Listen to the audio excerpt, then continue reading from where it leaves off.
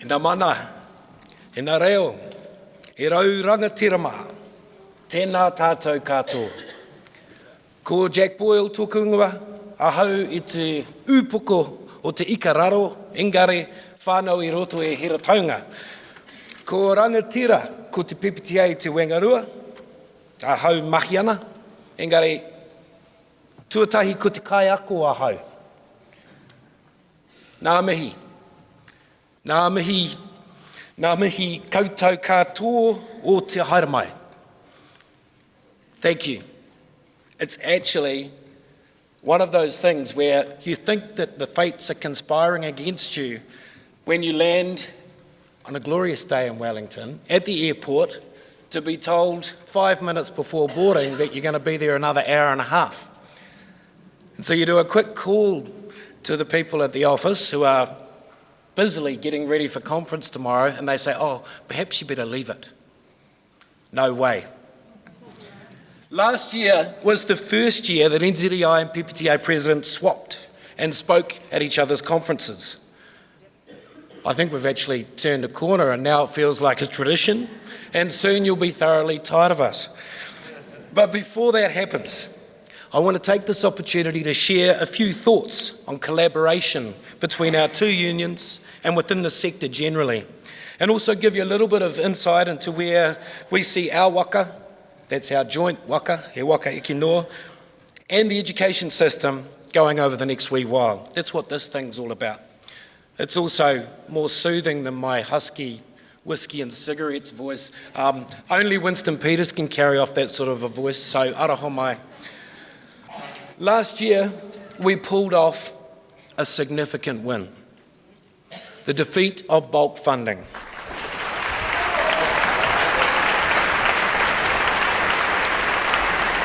Last time round took over 10 years. Wildcat strike action, communities divided. This time round, it took strong leadership from our unions.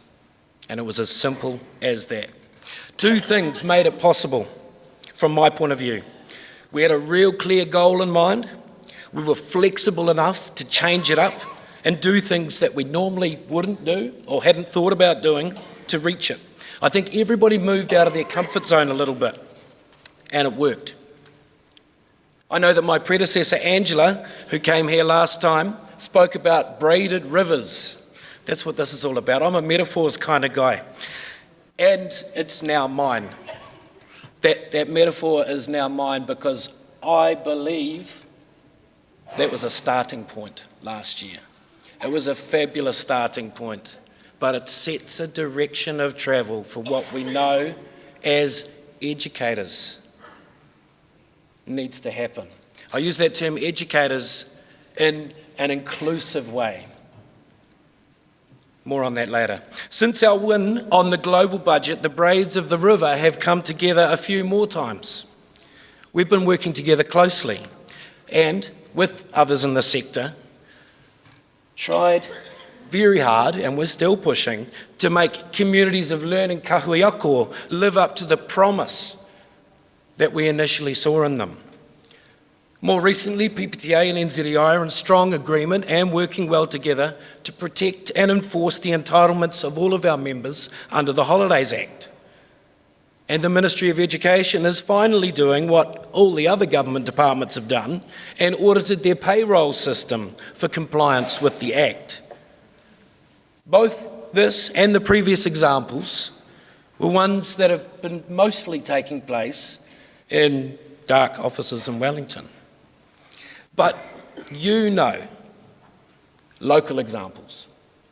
Whether it's support staff bargaining, an election event, PPTA and NZEI have done more joint campaigning in the last year than ever before. And I think it's really important that we acknowledge the whakapapa of the last year and how we got there. I want to take this opportunity to acknowledge your President, Linda Stewart, who has been instrumental in strengthening the bonds between our two unions. I think we should signal that.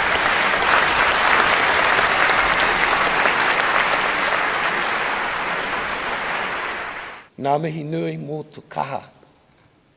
Because it has taken it, hey? And of course, behind Linda sit other allies and supporters. And just like in the classroom, when you start naming names, if you miss someone out, you're in trouble. I won't try and go there, but I do need to point out that that taonga, that baton was passed from Louise to Linda, and I think she deserves the same acknowledgement.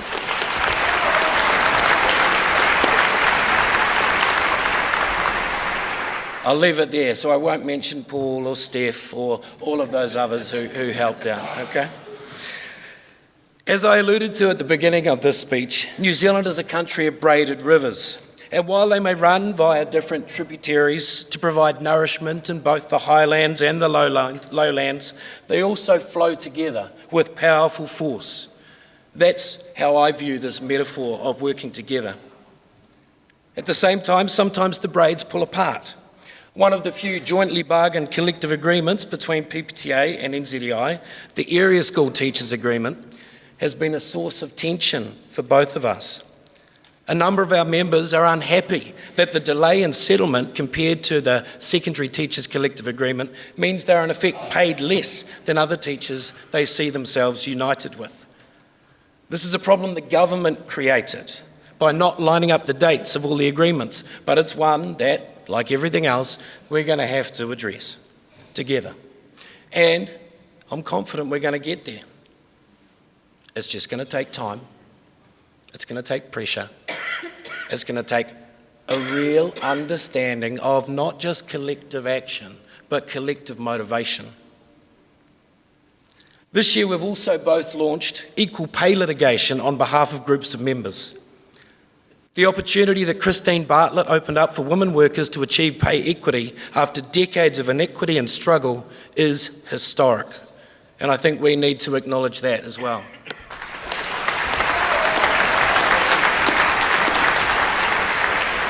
PPTA, NZEI and the whole union movement is absolutely united for the cause of equal pay.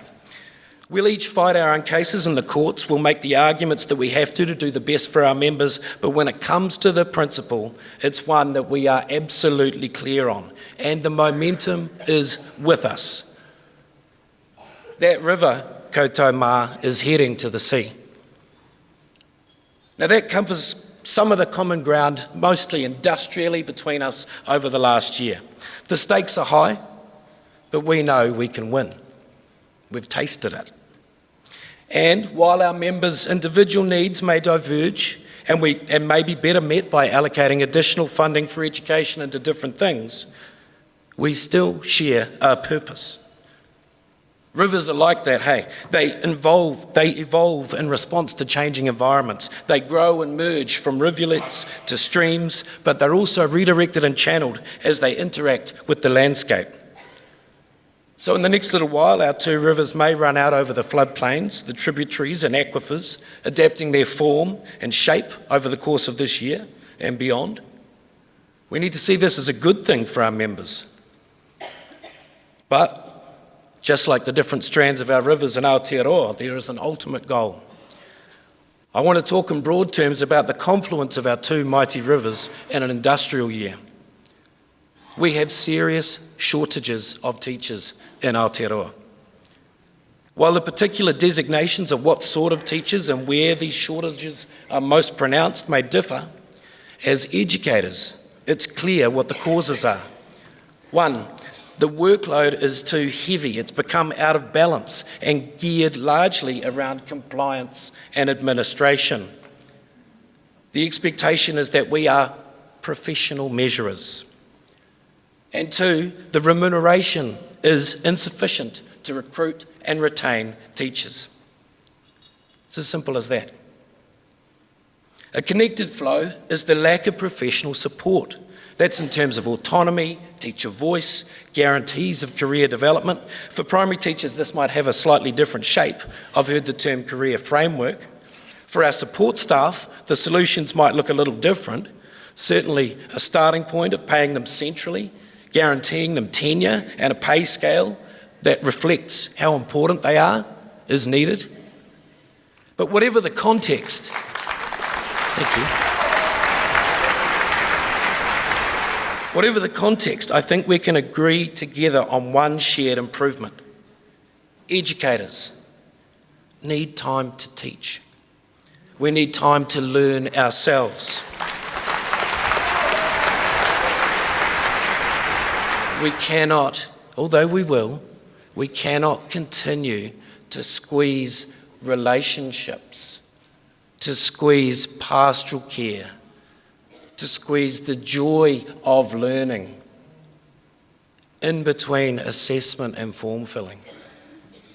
We just can't keep doing it. We will, because we tell ourselves, we buy into the narrative, and then it becomes a total focus that it's about the kids. I'm telling you, and if you've heard it throughout the day, that's not about the kids. That's about having external accountability, deciding what young people learn and what they don't, and what teachers do and what they're no longer allowed to. That's what we need to push back against. Despite the promise, collaboration, time to teach and time to learn is not the reality of how kahui is currently working. It should be an absolute guarantee for our education sector workforce that ongoing professional learning is available, funded, teacher-led and iterative. There may be other landmarks that we will have to navigate once the formation of the government becomes clear, or as the myriad changes to our sector of the last 9 years become embedded. And our responses may be different to meet the needs of our members, our differing contexts, and where those ākonga are in their own learning journeys. We're professionals. That's our bread and butter. We know how to do that stuff, and we do not need to have an education system that is engineered to make it difficult for us to stand for our young people, to stand for public education. We need to stand together. As with salaries bulk funding last year, so with teacher shortages. Time to teach and enhancing the status of teachers, of support staff, of early childhood workers, as the professionals who do the mahi for our kids, our whānau, our community every day. We know that when those braided rivers rush toward the river mouth, they have tremendous power. E nā kaiako o Aotearoa, toa o te Riu Roa, whānau. The time is now. E hara taku tō te tō takitahi, engari he tō takitini. Thank you.